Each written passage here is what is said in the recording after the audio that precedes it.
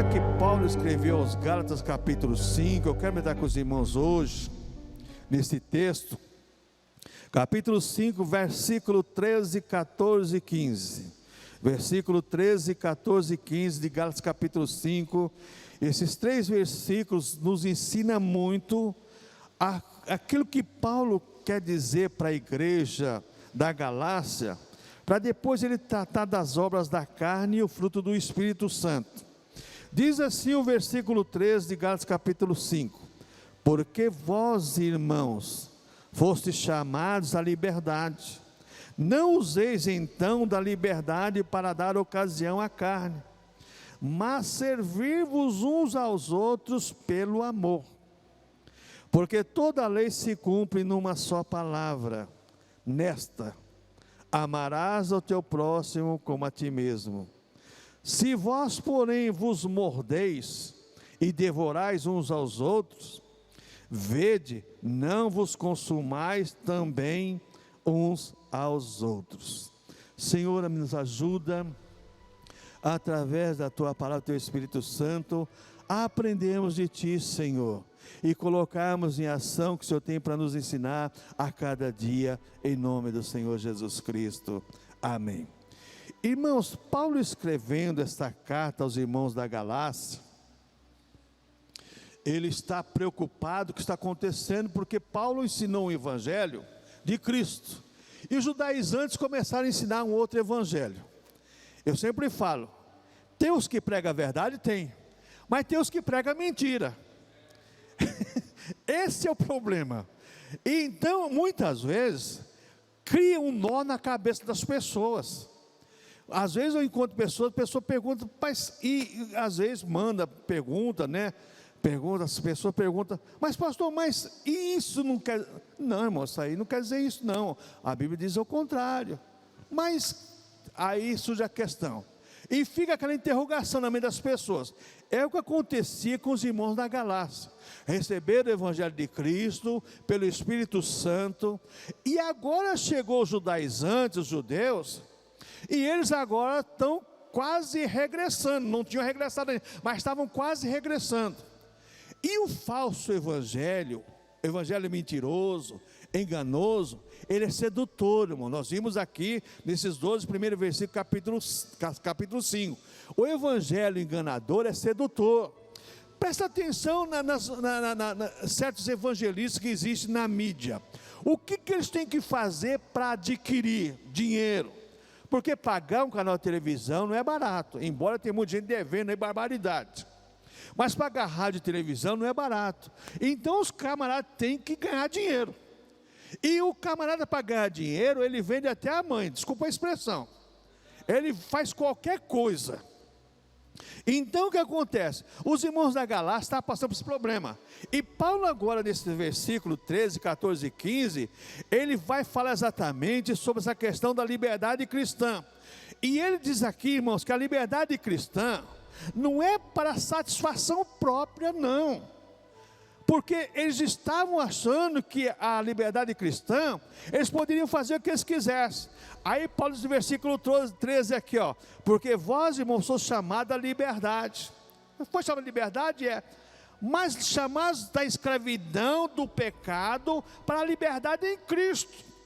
Eles outrora não eram de Cristo, então Paulo pregou o Evangelho, eles se converteram, agora eles estão libertos em Cristo para glorificar a Cristo, estão libertos do pecado, ou libertos do pecado, não liberdade para eles fazerem o que eles queriam fazer o que os judeus queriam que eles fizessem. Então, fosse chamado a liberdade para quê? Fomos chamados das trevas para a luz. Estávamos mortos nos delitos de pecado, nas trevas, mas agora chamado para a luz. Então agora, a luz de Cristo, que a candeia que alumia o mundo, está resplandecendo na na nossa mente, nosso coração, como tinha resplandecido por os cristãos da Galácia, só que agora eles estavam sendo seduzidos por um outro evangelho. Então Paulo falou assim: não, vocês foram chamados da liberdade, da escravidão, do pecado, para a liberdade em Cristo.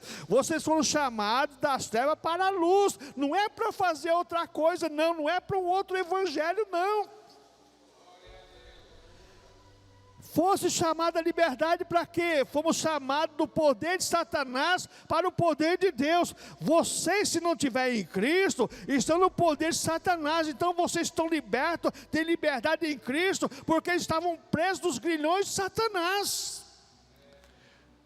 E quando você fala sobre isso para as pessoas, porque a Bíblia deixa bem claro isso, existem dois senhores: ou é o Senhor Jesus Cristo, ou é o Senhor deste século. São dois senhores, são dois reinos que habitam nesse mundo, que atuam nesse mundo, aliás, o reino do Senhor Jesus Cristo e o reino das trevas. Então a pessoa é chamada do reino das trevas para o reino da luz. Fomos chamados, irmãos, à liberdade da morte para a vida. Estávamos mortos dentro de pecado, agora não estamos mais mortos, agora estamos vivos. E Paulo, escrevendo aqui, esse capítulo 5, ele começa no versículo dizendo assim: estáis, pois, firmes na liberdade com que Cristo vos libertou, não vos torneis a meter-vos debaixo do jugo de servidão, para vocês não voltar novamente à velha vida de morte. Irmãos, quantas pessoas estão voltando à velha vida? Sabe, irmãos, eu às vezes tenho até dó. Eu encontrei uma irmã esses dias. Ela encontrou, estava aí na porta, aí no bazar aí, e ela vinha vindo ali, fumando, lá quando passou o farol lá, fumando, né? Aí quando chegou aqui perto do poste aí, ela me viu, ela colocou o cigarro na mão assim, eu não sei se ela apertou o cigarro ou se ela jogou no chão. Se apertou, queimou a mão. Dá dó, né? Passa e vira o rosto, né? Como você não conheço e não quero que ninguém me conheça. Irmão, dá dó dessas pessoas. Dá dó, sabe por quê? Porque a pessoa está se enganando a si própria. Por que isso, irmãos? Porque ouviu o falso pregador, mentiroso, enganador, ficou desiludida, e agora a pessoa está no mundo. A culpa é de quem fez a coisa errada? Não, irmãos. A culpa é da pessoa que não está firme com Jesus, porque o camarada pode se arrepender, né, como o ladrão da cruz, e ir para o céu, e a pessoa que coloca a culpa nos outros, vai para onde? Vai para o inferno. Então Paulo está escrevendo aqui: ó, vocês foram chamados à liberdade, porque são chamados da morte para a vida. Vocês estavam mortos, agora estão vivos. Então toma muito cuidado para não voltar à vida de morte. Fomos chamados à liberdade, chamados das inquietações do mundo, para a paz de Cristo, a paz que Cristo nos dá, porque Jesus Cristo, irmãos, a pessoa quando está no mundo não tem paz, mas a partir do momento que ela aceita Jesus Cristo, mesmo diante das lutas, das provas, das tribulações, ela dentro dela tem paz. Por mais que ela sofra perseguições, angústia, tenha problemas, mas dentro dela existe paz. A pessoa que é cristã, ela tem paz dentro dela. Agora a pessoa que não é cristã, ela não tem paz. Deus chega a dizer através do profeta Isaías: o ímpio é como um mar em revolto, só joga lama e lodo para fora. E os irmãos da Galácia, seduzido por aquele evangelho falso, mentiroso, enganador. E Paulo fala assim: fosse chamado liberdade, versículo 13, vocês foram chamados à liberdade. Não useis então da liberdade para dar ocasião à carne, mas servimos aos outros pelo amor. Que mais eu aprendo nesse versículo 13 aqui? Chamados para a comunhão com Jesus Cristo. Antes não tinha comunhão, agora tem liberdade em Cristo. Irmãos, uma pessoa sem Jesus, ela pode até citar o nome de Jesus, não acontece nada. Mas uma pessoa sem Jesus, que está possessa, quando ela chega à igreja, ou ela recebe uma oração em nome do Senhor Jesus Cristo, o capeta se manifesta nela. Ela pode dizer Jesus, não vai acontecer nada. Mas se alguém orar ou disser o nome de Jesus Cristo, vai se manifestar o capeta. Por quê? Porque ela precisa ser liberta. E quem liberta é o nome do Senhor Jesus Cristo. Não é o falso evangelho que liberta, nem pregador liberta. Mas que liberta é o evangelho de Cristo. É o evangelho de Cristo que liberta. Então Paulo deixa bem claro que foi chamada liberdade. A liberdade em quê? Liberdade em Cristo. Não usei novamente de nada para vocês voltar. Da ocasião a carne, não. Aí nós vamos ver mais uma coisa, esse versículo 13 agora. Não fomos chamados para dar ocasião à carne. Não useis então a liberdade para dar ocasião à carne. Irmãos, as pessoas acham que a liberdade cristã é libertinagem. Eu sou livre, liberto em Cristo, eu faço o que eu quero. Irmãos, cada um faz o que quer, a cabeça da pessoa é a sentença dela. Mas nós não fomos chamados para dar ocasião à carne, não. A carne não pode dominar uma vida cristã, irmãos. Porque se dominar, porque agora depois aqui do versículo 16 em diante, Paulo vai tratar desse assunto, sobre as obras da carne e o fruto do Espírito Santo. É por isso que ele está ensinando aqui sobre a liberdade, para não dar ocasião à carne. Vocês não podem usar a liberdade para fazer o desejo da carne. Porque, irmãos, quem não gosta de passear, você falar que não gosta é mentiroso. Quem não gosta de um bom churrasco? Todo mundo gosta, porque a carne gosta. Mas quem gosta de jejum e oração? Só quem é cristão. Porque a carne não gosta dessas coisas. Quem gosta de levantar de madrugada para orar? Só quem é cristão. Porque a carne, meu irmão, ela quer dormir. E se nós fizermos o desejo da carne, irmãos, nós não fazemos outra coisa não, a não ser satisfazer a carne. Só isso. Nada mais do que isso. Aí Paulo vai falar que bem claro aqui, ó. Porque vós, irmãos, fosse chamados à liberdade, não useis então a liberdade para dar ocasião à carne. Cuidado com isso. Vocês estão livres, libertos, mas cuidado com a carne. Porque a carne, irmãos, a carne tem os desejos dela, os desejos do velho homem, os desejos do pecado. E se nós não cuidarmos do nosso corpo, que é o templo do Espírito Santo, irmãos, Dr. Lloyd Jones usava uma frase, várias vezes escreveu sobre esse assunto.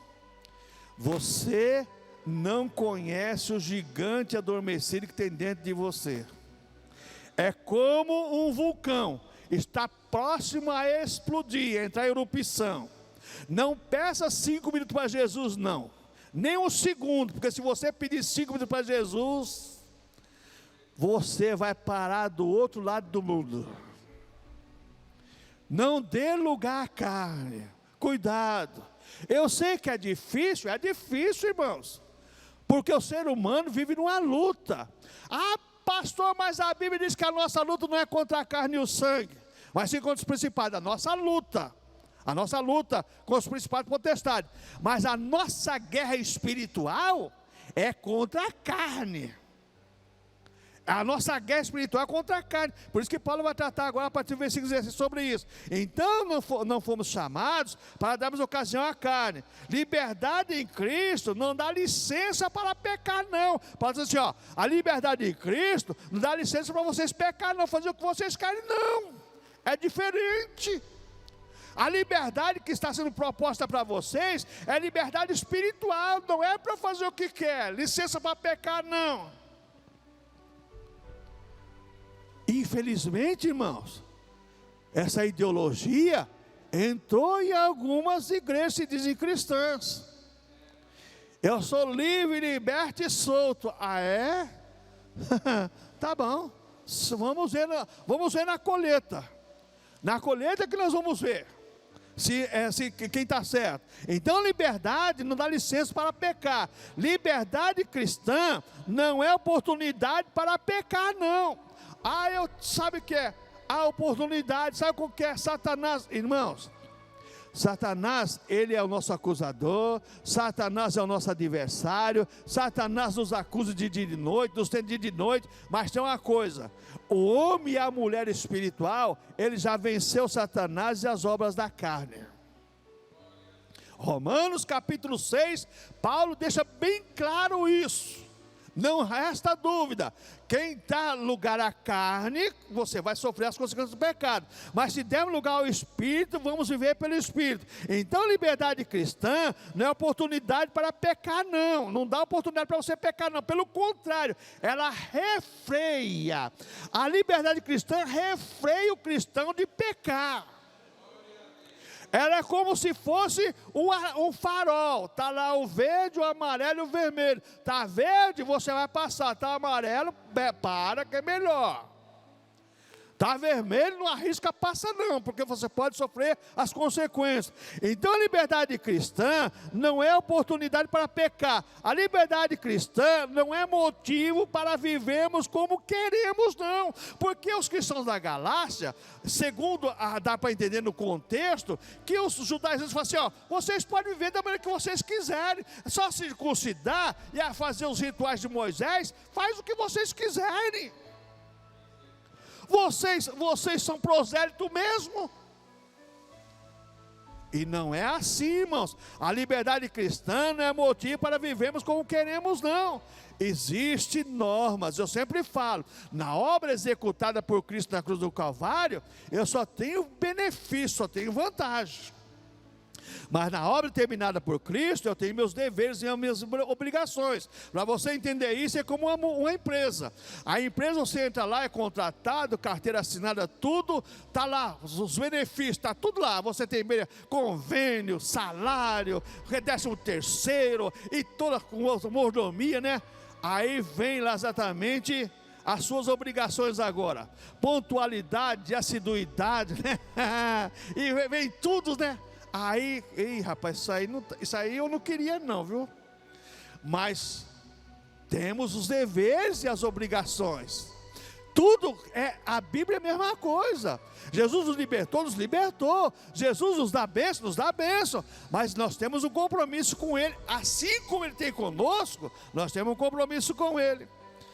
O que mais eu aprendo nesse versículo 13 aqui, irmãos? Agora veja aqui, liberdade cristã é para servirmos uns aos outros. Versículo 13 aqui, porque vós, irmãos, sois chamados à liberdade, não usei então a liberdade para dar ocasião à carne, mas servir-vos uns aos outros em amor. Liberdade cristã é para servirmos aos outros em amor. Quando perguntaram para Jesus qual era o primeiro grande mandamento, ele falou assim: amar a Deus sobre todas as coisas e o próximo como a si mesmo. Toda lei se resume nisso aí. Então a liberdade cristã não é para satisfação própria, mas para servirmos. E aqui nesse contexto aqui, para dizer assim, dá para você entender no contexto. Como é que eu vou ser exemplo para alguém se eu não vivo de acordo com o Evangelho de Cristo? Liberdade cristã não é para satisfação própria, mas para servirmos. Somos servos, o servo serve. Existe naquele programa da qualidade total, que foi tão falado nos final dos anos 80, anos 90, qualidade total, né? E existe naquele treinamento uma parte que chama-se o cliente e o fornecedor. Todo ser humano, ele é tanto cliente como fornecedor. Você fornece a sua mão de obra, mas você tem os seus clientes. Todos nós, irmãos, somos clientes, mas somos fornecedores também. Todos nós. No cristianismo é diferente. O irmão que está do seu lado pode fornecer alguma coisa para você, e você, por obrigação, tem que fornecer alguma coisa para ele. Mas pastor, não é dinheiro, irmãos. estamos falando de vida espiritual, estamos falando de koinonia, de comunhão. É isso que Paulo está falando com a igreja da Galácia: koinonia, comunhão. Você sabe, o pastor Oswaldo sempre dizia uma frase, e é verdade: ó irmão, você que é novo convertido, procura sentar perto de um crente verdadeiro, porque se você sentar perto de um crente trambiqueiro, você vai ser outro. E é verdade, irmãos, é verdade.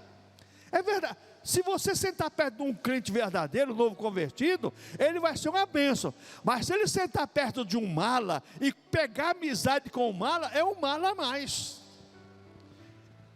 Então nós temos que tomar muito cuidado com essa questão. A liberdade cristã não é para satisfação própria, mas para servirmos uns aos outros. A liberdade cristã não coloca nosso interesse em primeiro lugar. É o que o Paulo está falando assim, ó: vocês estão colocando o vosso interesse em primeiro lugar e deixando exatamente os rudimentos do Evangelho de Cristo.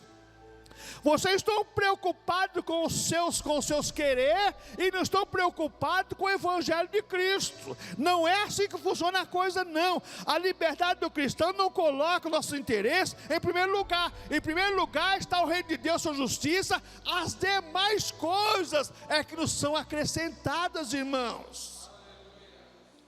As demais coisas, primeiro é Cristo, é o Senhor, depois somos nós. A liberdade do cristão é uma vida cheia de amor em Cristo.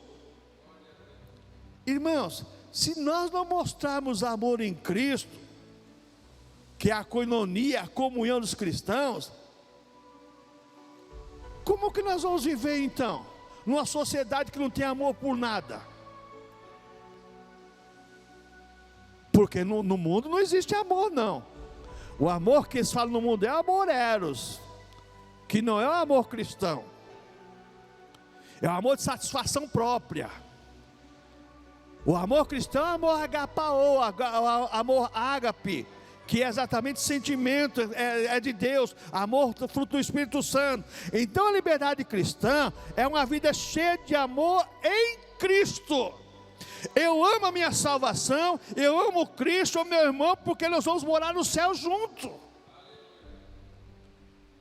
É isso que Paulo está dizendo assim. Agora, os irmãos aqui, eles estavam sendo seduzidos, tinham sendo ensinados dessa maneira, estavam sendo seduzidos diferente. Então a liberdade cristã é uma vida de ajuda aos semelhantes. Olha o que Paulo fala aqui, olha: não useis então da liberdade para ocasiõar a carne, mas servimos os outros pelo amor. Liberdade de uma vida de ajuda ao semelhante, porque eu tenho o amor de Cristo. Orar um pelos outros é a nossa obrigação, irmãos. Irmãos, muitas vezes uma palavra vale mais do que muita coisa que o mundo oferece. Uma palavra, sabe, uma palavra de autoajuda, uma palavra de sentimento realmente. Então a liberdade cristã é uma vida de ajuda semelhante. Tanto a fé quanto a liberdade cristã podem ficar distorcidas se forem divorciadas do calor humano. Tanto a fé quanto a liberdade cristã podem ficar distorcidas se forem divorciadas do calor humano. Como é que eu vou mostrar que eu sou cristão se eu não tenho esse calor humano de sentimento pelas outras pessoas? Irmãos, é difícil, mas é o que Paulo está ensinando aqui para os cristãos da Galácia. Vocês não estão entendendo o Evangelho de Cristo, vocês foram ensinados, estão rejeitando, vocês estão sendo seduzidos por outro Evangelho. E nós cristãos, irmãos, do século 21, estamos sendo seduzidos por um Evangelho também enganador. Mas agora, irmãos, o versículo 14, Paulo diz aqui: porque toda a lei se cumpre numa só palavra, nesta: amarás o teu próximo como a ti mesmo. O que eu aprendo aqui, irmãos? Isso aqui é um bom resumo de toda a lei de Deus. Quando o cristão ama o próximo, ele cumpre todas as exigências da lei. Amor ao próximo. Mas, irmão, aquela pessoa não gosta de mim. O problema é dela, não é seu não. O problema é de quem não gosta de você. Porque, irmãos, quando você tem um amor de Cristo e ama aquela pessoa que não gosta de você, como cristão, meu irmão, com certeza ela terá as consequências graves. Porque o Senhor conhece o teu coração e sabe do teu coração. Já contei aqui, eu vou contar novamente uma vez. Nós congregávamos numa igreja e tinha uma irmã que ela não simpatizava com aquele de jeito nenhum. E de segunda-feira de manhã tinha oração das irmãs. E na segunda-feira estamos orando, está orando lá, as irmãs lá orando. E Deus tocou no coração da Cleide de orar pela irmã. Foi lá, colocou a mão no ombro da irmã e começou a orar. A irmã que mais ela procurava na vida dela era batizada com o Espírito Santo. Mas ela não gostava da Cleide nem de uma outra irmã. E Jesus não batizava ela com o Espírito Santo. A Cleide chegou perto dela, colocou a mão no ombro dela, começou a orar. Jesus batizou com o Espírito Santo na hora. Essa mulher contou o testemunho, irmãos. Ela chorava de alegria. O capeta impediu o batismo com o Espírito Santo muito tempo, mas agora eu sei que a culpa estava em mim. Agora eu sei que a culpa estava em mim. É o que acontece com muita gente, irmãos. Ele não ama você, não gosta de você, vira a cara para você, continua amando ele, porque, meu irmão, Jesus conhece o seu coração e vai saber que você realmente é filho dele e que ele está com você e você está com ele. E muitas vezes tem pessoas, irmãos, que, sabe, ela vai para o inferno, mas não perdoa e não pede perdão e não se reconcilia com outra pessoa. São pessoas terríveis. Então, veja bem, quando o cristão ama o próximo, ele cumpre toda a exigência da lei. O amor é a essência da lei de Deus, porque Deus é amor, irmãos. E Deus amou o mundo e deu seu Filho para que todo crê não pereça, mas tenha a vida eterna. Se Deus é amor e nos ama, Ele quer que nós amamos a Ele. Aí Jesus Cristo falou assim, ó: não foste vós que amaste a mim, mas sim eu vos amei a vós outros, e vos chamei, e nomeeis para que vás e deis fruto. Como eu vou dar fruto sem ter o amor de Cristo? Como que eu vou pregar o Evangelho se não tenho o amor de Cristo? Irmãos, Paulo, sabe, ele vai profundamente aqui no Evangelho de Cristo aqui. Profundamente, o amor é a essência da lei de Deus. Sem a ação do amor, a unidade do cristão é quebrada. Se não existe amor, existe desunião. Então a koinonia é quebrada. Koinonia, comunhão, irmãos, é uma coisa séria. Porque sabe que muitas vezes, irmãos, não acontece os grandes milagres de Deus pela falta do quê? De koinonia, de comunhão. E o que quebra a koinonia, a comunhão? A falta de amor. É fruto do Espírito Santo? Porque nós olhamos muito pelos dons. Dom sem fruto, irmãos, lembra que Jesus amaldiçoou uma figueira? Bonita, cheia de folhas, né? Porque a figueira, quando está com folha, é porque tem figo. Quando começa a madurar o figo, começa a cair as folhas da figueira. Aí aparece o figo. Jesus olhou aquela figueira bonita, cheia de folha lá. Foi procurar figo, não tinha figo. Árvore que não produz fruto é complicado, irmãos. Dom sem fruto é um engano para a própria pessoa. É um engano para a própria pessoa. E está cheio de pessoas que têm dons, mas não têm fruto dos dons. Isso é um problema sério.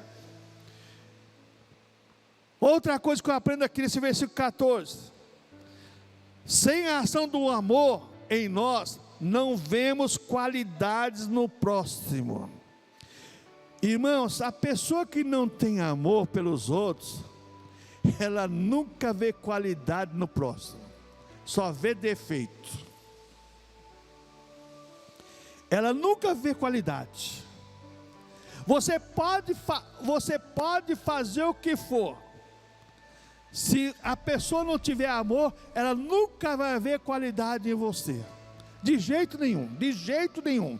Ela não vê qualidade em você, porque ela não gosta de você, não tem amor por você, não vai ver qualidade em você. Mas quando você tem amor, você vê a qualidade das pessoas. É o que Paulo está dizendo aqui, ó, exatamente sobre isso, que já estavam chamando Paulo de que era um impostor, e Paulo diz assim, ó: se não tiver amor, vocês não vão ver as qualidades dos outros, não. Que mais eu aprendo aqui agora no versículo 15? Se vós, porém, vos mordeis e devorais os outros, vede, não vos consumais também uns aos outros. Aqui eu aprendo sobre a antitese do amor. E Paulo, usando essa frase, vos mordeis e vos devorais, Paulo está vendo aqui, fazendo a comparação, como uma matilha de cães selvagens, de lobos. Sabe, Paulo está usando exatamente essa comparação. Os lobos lá, eles caçam, só que existe a hierarquia para comer. Mesma coisa os leões, as hienas e tudo mais. E Paulo diz assim: se vos mordeis e vos devorais aos outros, toma cuidado. Vede, não vos consumais também a vós outros. Porque quando eu ofendo alguém, eu também sou ofendido. E eu posso ofender, Ivan, me perdoa, posso ofender o Ivan, ele me perdoar, mas Deus não vai me perdoar se eu não pedir perdão para Deus e pedir perdão para Ele. Ah, mas eu pedi perdão para Deus, mas eu pedi perdão para Ele, me humilhei. As matilhas dos animais selvagens, eles não pedem perdão. E pode dizer assim, ó, vocês, tomem cuidado, se vos mordeis e devorar uns aos outros, cuidado para vocês não sofrer as consequências vocês mesmos. Porque se eu ofendo alguém, irmãos, eu também sou ofendido, e principalmente por Deus. O que a Bíblia diz sobre isso, irmãos? Quando eu faço alguma coisa contra um pequenino de Deus, estou fazendo a quem, irmãos? Estou fazendo a Deus. Eles aprenderam o verdadeiro evangelho e não estão assimilando o verdadeiro evangelho por causa do falso evangelho que seduziu a eles. Então Paulo diz: se vos mordeis e devorar uns aos outros, Paulo vê no cumprimento da unidade cristã como uma cadeia de animais selvagens. Não tem unidade, não tem unidade. Vocês são que nem uma alcateia de animal, um morde o outro, um devora o outro.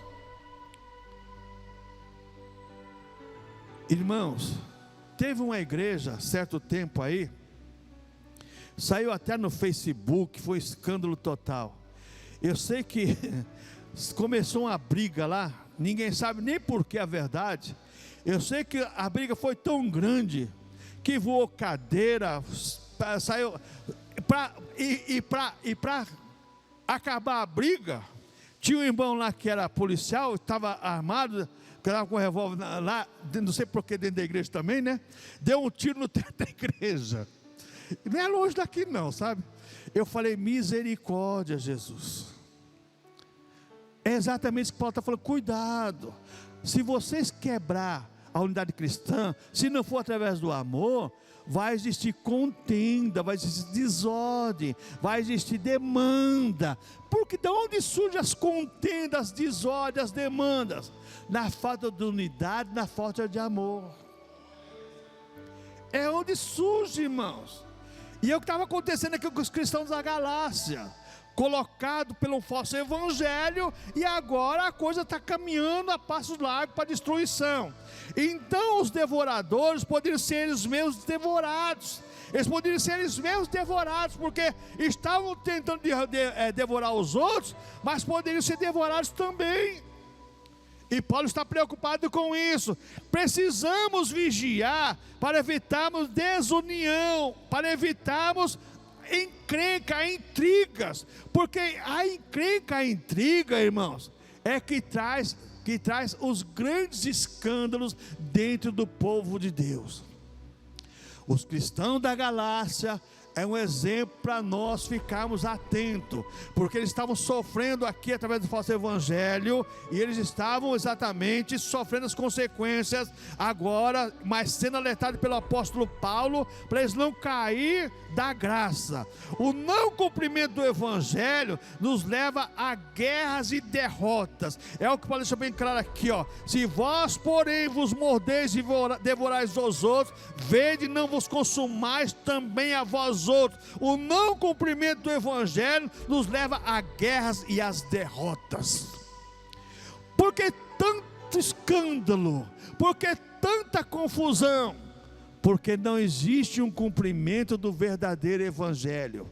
Existe o cumprimento do evangelho do prazer, do evangelho do querer, do evangelho de ganhar dinheiro, de tantos outros evangelhos, mas não é o evangelho de Cristo, como Paulo deixa bem claro aqui no capítulo 1.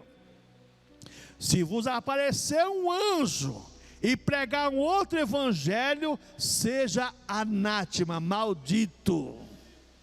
Cuidado com o que você ouve e com o que você coloca em prática na tua vida. Não seja seduzido, porque, sabe, irmãos, muitas vezes as nossas inquietações com certas coisas faz a gente muitas vezes olhar para determinadas coisas e a gente fica inquieto, às vezes fica até com certo sentimento vamos dizer, de desamor, desapego à obra do Senhor. Mas não é isso que nós devemos ter no nosso coração, não. No nosso coração deve ter o amor de Cristo que nos salvou e o amor por Cristo que quer nos levar para o céu. Cuidado, porque o falso evangelho pode levar a gente a sofrer as consequências, porque Cristo nos libertou do poder de Satanás, mas Satanás trabalha para adquirir o poder sobre nossas vidas. Ele não tem poder, mas ele trabalha. Olha o que Pedro fala: que o anjo do Senhor acampa ao redor daqueles que o temem e livre do mal, mas que Satanás anda ao nosso derredor, depois do anjo, procurando alguém para que possa tragar. Se nós dermos lugar, se dermos ocasião ao nosso adversário, sofreremos a consequência. É o que Paulo está preocupado com os irmãos da Galácia. Por isso que agora ele vai falar sobre as obras da carne e a obra do Espírito, que é uma outra mensagem que, se Deus permitir, iremos falar aqui nesse púlpito aqui, para a glória de Deus. Mas, irmãos, para concluirmos, a liberdade do cristão é para ser usada na comunhão da igreja.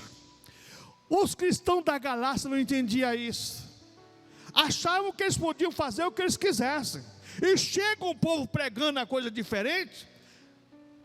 Porque tem tantas igrejas enganosas assim, irmãos, de jovens? Por quê? Liberdade. Você é livre, leve e solto, você faz o que você quer. Não é desse jeito. Cristianismo é liberdade em Cristo. Não é liberdade para dar ocasião ao pecado, mas liberdade para viver liberto em Cristo. Nós somos libertos em Cristo para vivermos em Cristo. Então a liberdade do cristão é para ser usada na comunhão da igreja. Os cristãos não assimilavam isso, não entendiam isso. Pois eu sou liberto para quê? Para vivermos em comunhão. A liberdade traz comunhão, e a comunhão dá liberdade para você cultuar a Deus, glorificar a Deus. Irmãos, a liberdade em Cristo é para nós adorarmos, glorificarmos ao Senhor. Estando, pois, libertos com a liberdade que Cristo vos libertou, não tornei meter debaixo do jugo da servidão. Cristo libertou para quê? Primeira coisa, Pai, está consumada a obra que dessa fazer. Rasgou o véu de alto a baixo. Agora temos acesso ao trono de Deus.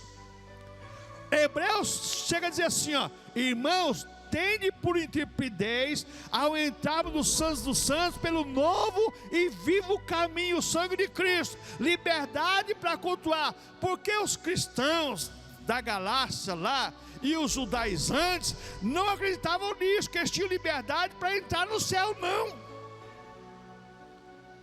E hoje tem um evangelho aí que você só entra no céu se você estiver embaixo da autoridade do líder. Não, você na tua casa, no teu trabalho, no banheiro, aonde você estiver, no escritório, você entra no céu. É só você ter comunhão com Deus e dobrar o seu joelho ou fechar os teus olhos, que eu sou prova disso, irmãos. Quantas vezes em empresa eu ia para o banheiro lá, tapava a boca do banheiro lá, colocava um papelão, forrava lá e dobrava meu joelho e orava a Deus, e Deus respondia. Porque o caminho está aberto para nós, liberdade para cultuar a Deus. O Velho Testamento não dava liberdade para cultuar a Deus, tinha que o sacerdote interceder pelo povo. Hoje, irmãos, nós temos liberdade para entrar no céu a hora que nós quisermos, pelo novo caminho que é o sangue de Cristo aspergido na cruz do Calvário, para a remissão dos nossos pecados e para nos dar liberdade em Cristo, para glorificarmos e exaltarmos o nome daquele que nos salvou. Amém, irmãos? Você é livre e liberto para cultuar o Senhor e viver para o Senhor, para a glória dele. Amém?